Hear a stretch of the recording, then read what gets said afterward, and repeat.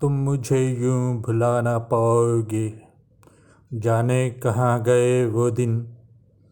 خدا بھی آسماں سے جب زمیں پر دیکھتا ہوگا، دنیا بنانے والے کیا تیرے من میں سما آئی۔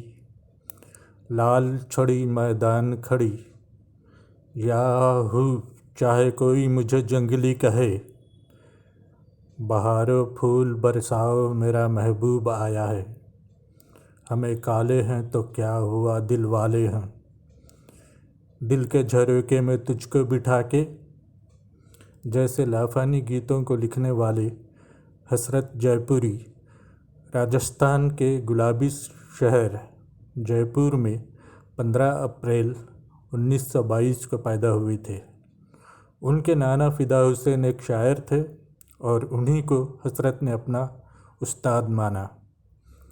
مشہور شاعر حسرت موہانی سے بھی وہ متاثر تھے، یہی وجہ ہے کہ انہوں نے اپنا تخلص حسرت رکھ لیا، جبکہ ان کا اصل نام محمد اقبال تھا۔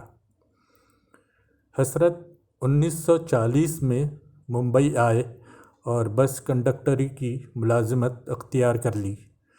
ساتھ ساتھ مشاعروں میں بھی وہ اپنا کلام سنایا کرتے تھے۔ پرتھوی راج کپور کی صدارت میں منعقدہ ایک مشاعرے میں حسرت جے پوری نے اپنی مشہور نظم مزدور سنائی تھی، تو مشاعرے کے اختتام پر پرتھوی راج کپور نے حسرت جے پوری کو گلے سے لگا لیا اور اپنے بیٹے راج کپور سے ملنے کا مشورہ دیا۔ حسرت جے پوری بھی اسی موقع کی تلاش میں تھے۔ جلد ہی وہ راج کپور سے جا ملے اور یوں راج کپور کی یادگار فلم برسات سے 5 نوجوانوں کی ٹولی ایک نئی پہچان کے ساتھ فلمی دنیا کے افق پر نمودار ہوئی اور کامیابی نے راتوں رات ان کے قدم چوم لیے۔ یہ ٹولی تھی اداکار، فلم ساز و ہدایتکار راج کپور، موسیقار جوڑی شنکر اور جے کشن، گیت کار شیلیندر اور نغمہ نگار حسرت جے پوری۔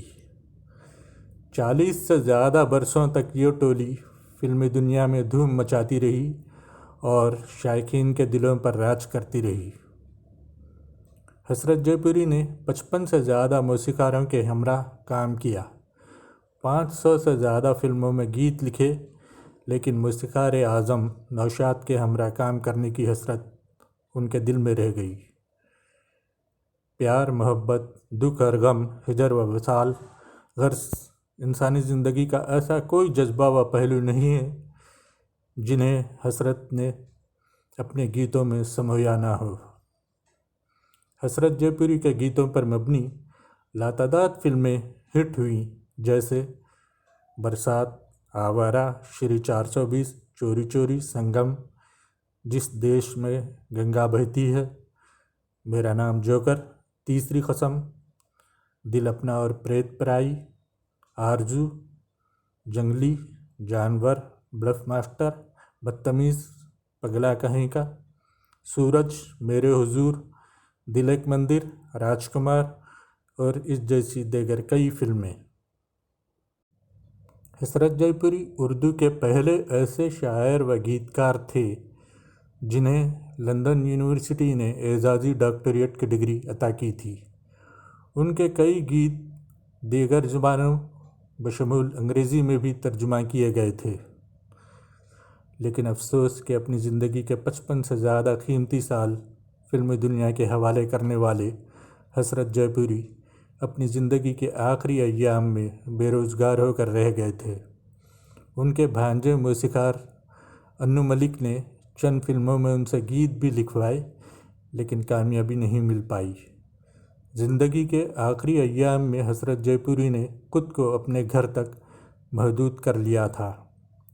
حسرت جے پوری نے بھلے ہی بے روزگار رہ کر اپنی باقی ماندہ زندگی گزاری ہو، لیکن گھٹیا اور نچلی سطح کے گیت لکھ کر کبھی خود کو نئے زمانے سے ہم آہنگ کرنے کی بھول نہیں کی۔